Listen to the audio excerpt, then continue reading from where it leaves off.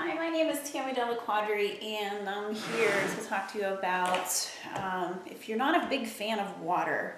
And I have well water, and it smells like rotten eggs when you drink it, and it has an aftertaste, so I really don't like to drink it. Even though it's filtered, it's still blah, and I'm not a big fan of bottled water because I don't like the taste of plastic.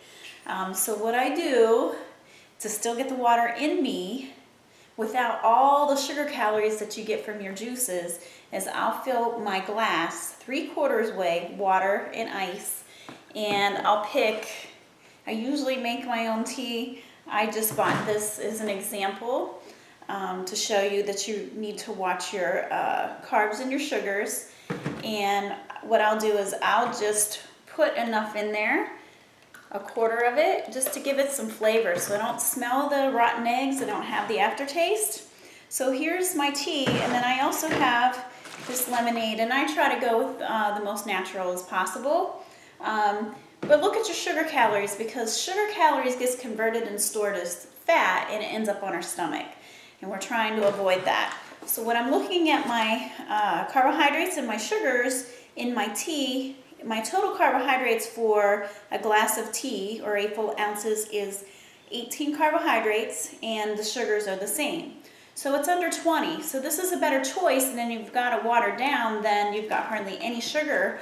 So we already know that water has 0 calories. You only got a few calories in when you're drinking this tea. Now if you make homemade tea and you're not putting any sugar in it, that's even better. And then I'm looking at this lemonade. This lemonade has 30 grams of carbohydrates and 28 grams of sugar. That's extremely high. You want to try to keep it 20 and below for both, because they really are converted in the same. Carbohydrates and sugars, they all break down into fat.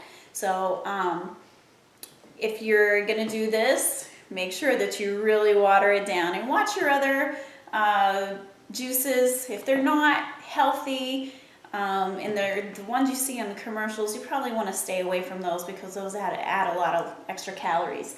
So if you notice that your children are becoming a little thick through the middle, start watering down their drinks. Sometimes they don't even realize you're doing it. I have trained my son that when he goes and gets juice or tea, he's going to water it down. That's going to save you money, and it's going to save you the calories. So I hope this tip helps you, and keep working towards getting that slimmer right here.